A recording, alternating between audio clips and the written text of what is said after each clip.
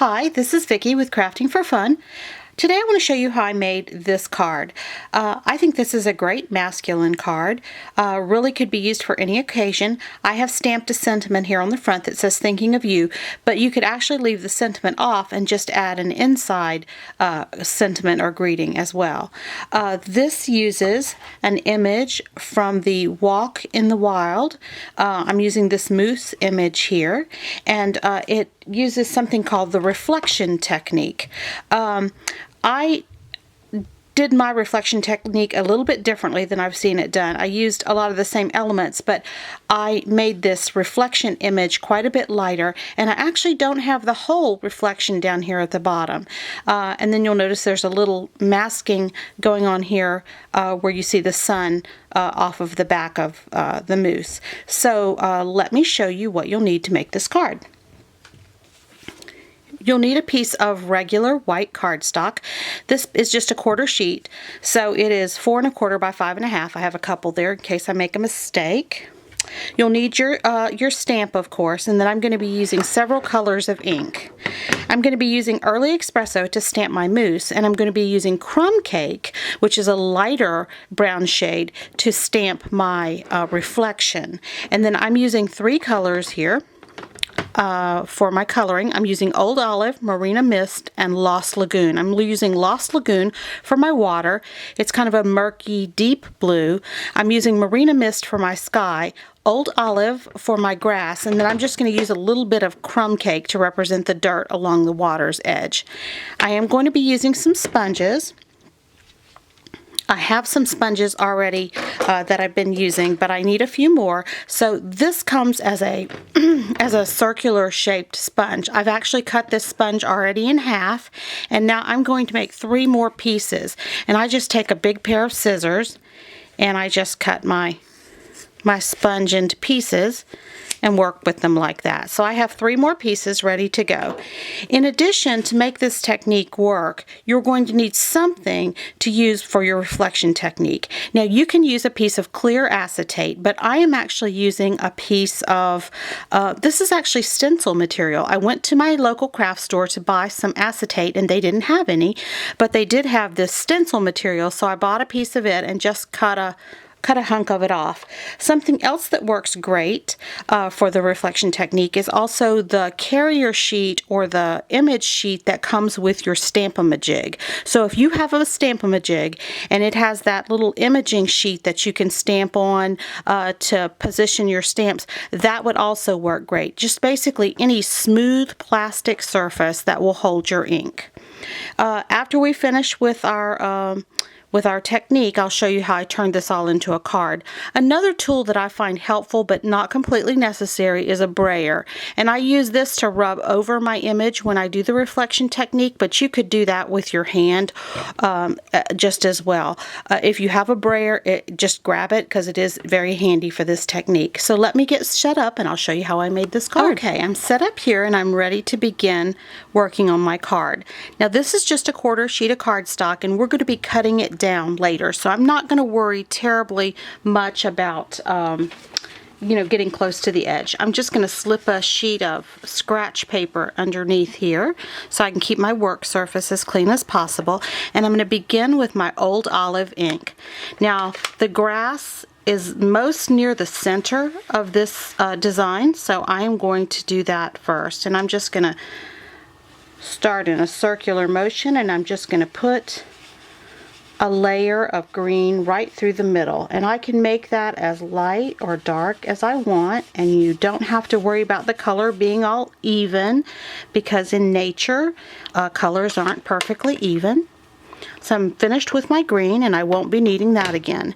Now I have a wedge of sponge here that has a little bit of Crumb Cake ink on it, and I'm just going to put a little bit more right on the very edge of that sponge, because I only want a very fine line of brown here, and I actually want to use that to draw kind of an uneven little line here, and that is actually going to be my dirt. That's where my the edge of my water is going to meet with the dirt, and so I kind of want that to have a little bit of a mottled or uneven appearance.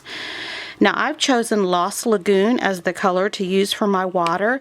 You could pick any of the beautiful blues.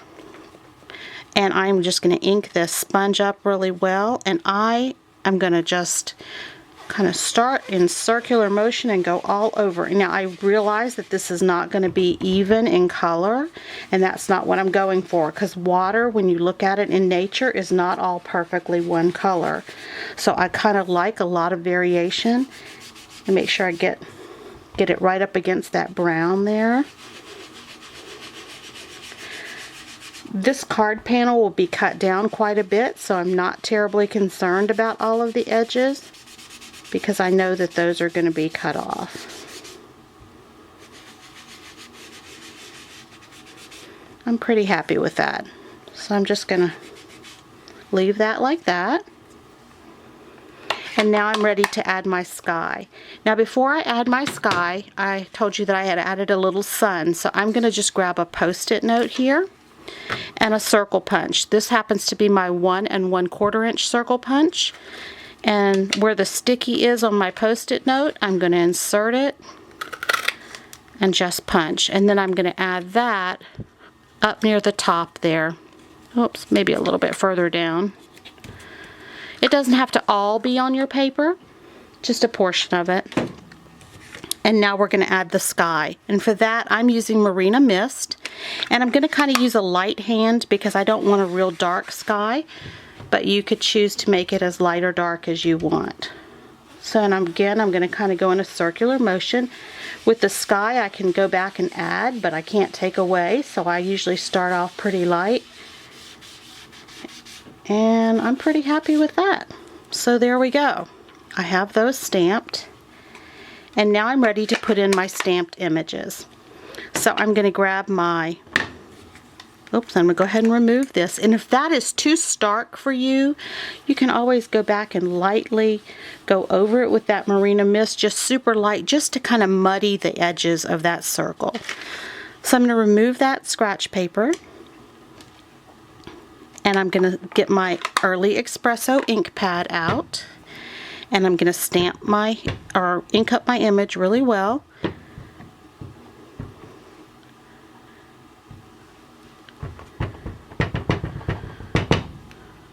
There we go.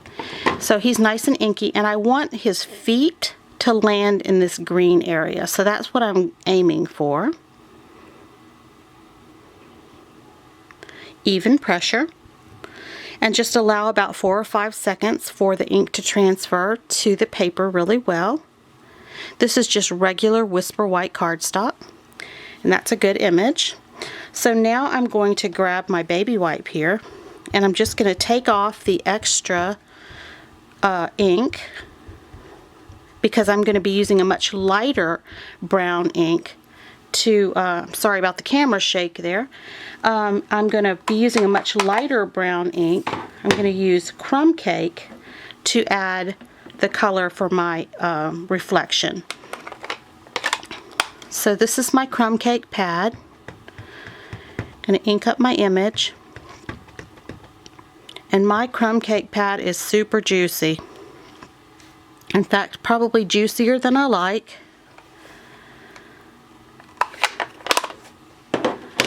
It has been recently re-inked. Make sure that this is dry. And I'm just going to stamp straight down on my plastic sheet. And that felt like it slid a little bit. It did, and I don't like that. So I'm going to go ahead and wipe that off. And I bet that I have enough ink. I'm going to turn that over, and I bet I have enough ink still on this image. The other side of it, of course, I turned it over to get to a dry side. And I bet I have enough ink still on this stamp to get a good impression on my sheet. And I did. So there you go. If you have a super juicy pad, you might want to actually stamp lightly off. But most regular, if you have regular ink on your pad, it's not going to matter.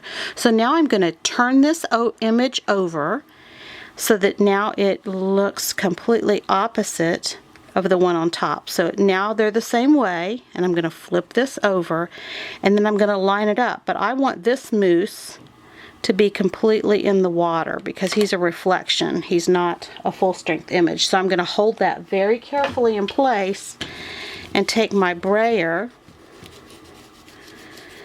and go over the image. And there you go. What I was shooting for was kind of a muddied version of the original image.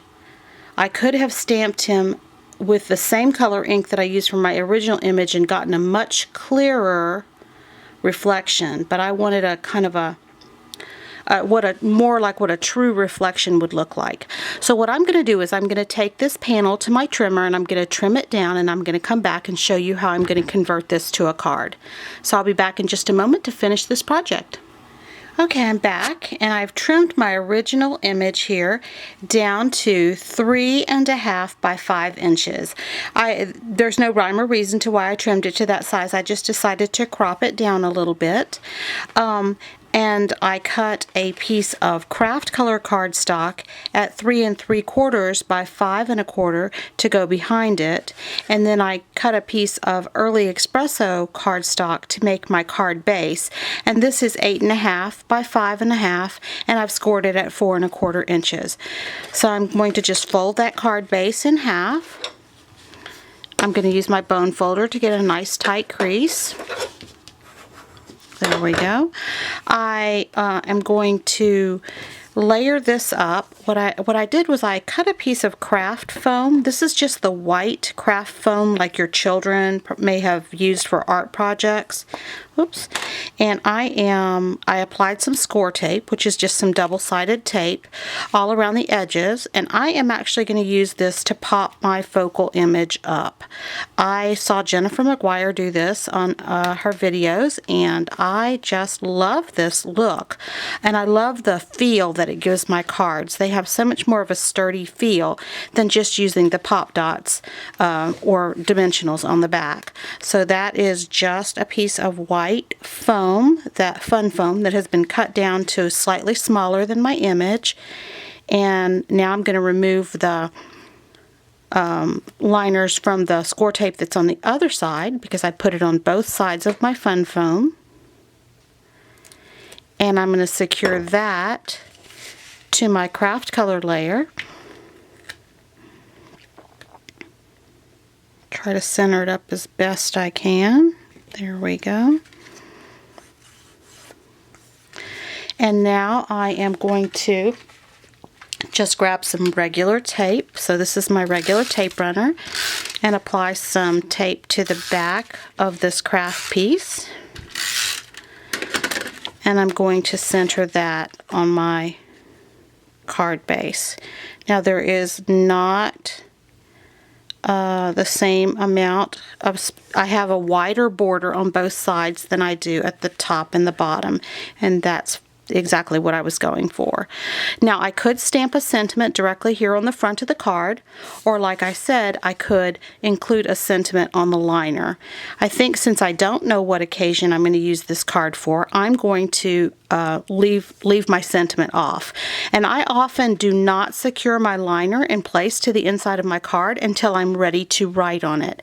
That way, if I make a mistake, I can just start over and I haven't ruined my whole card. So there is my card, my reflection card with a very light reflection in the water. I want to show you another example of a card that I made. I made this card recently with one of my card classes, and this is also a reflection card using the Lovely as a Tree stamp set from Stampin' Up, but I used the same color ink to do the reflection as I did to stamp the trees on the top, and so you'll see the reflection is much more vivid. So whether you want a very light reflection or a very heavy reflection depends on which color ink choice you use. So this is Early Espresso ink on the top and Early Espresso ink on the reflection, and this one is Early Espresso ink for the focal image, and then crumb cake ink used to make this reflection in the water. I think both are beautiful. They're just very different. And then this is the card that we made together that does not yet have a sentiment. So I hope you enjoyed today's technique. If you have any questions, please email me at craftingforfun@gmail.com, or you can check out my blog, craftingforfun.blogspot.com, for other craft ideas. See you back here soon.